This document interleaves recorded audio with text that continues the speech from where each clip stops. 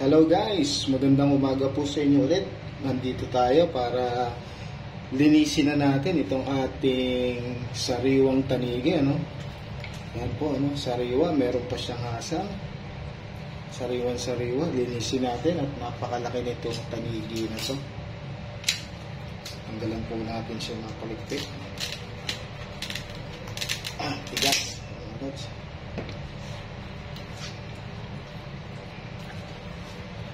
First time natin maglilinis ng ganitong kalaking isda. Tingnan natin.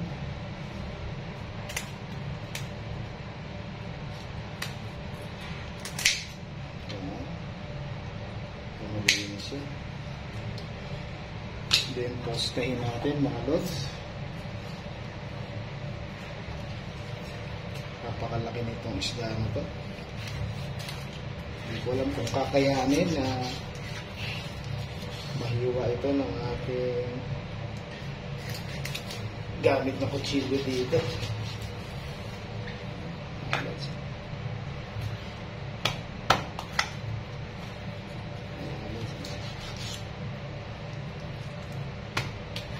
Itlugan siya mga lodi.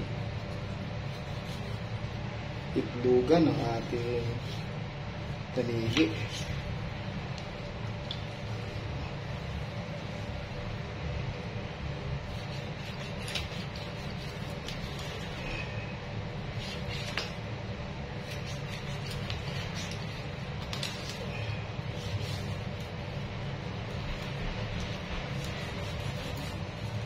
Hindi ko alam mga lods kung kakayanin to ng ating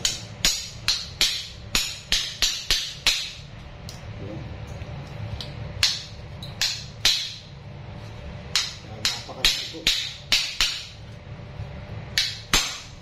Yun sinasabi ko mga lods. Hindi kinaya ng ating laki.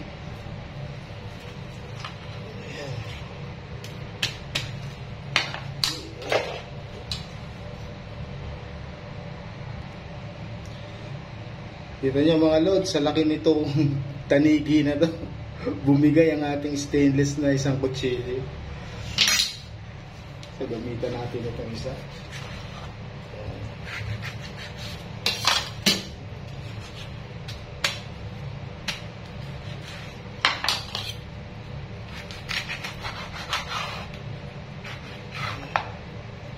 So ayan mga lods, ano?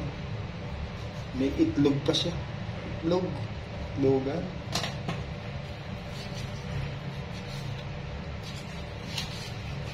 Sobrang laki.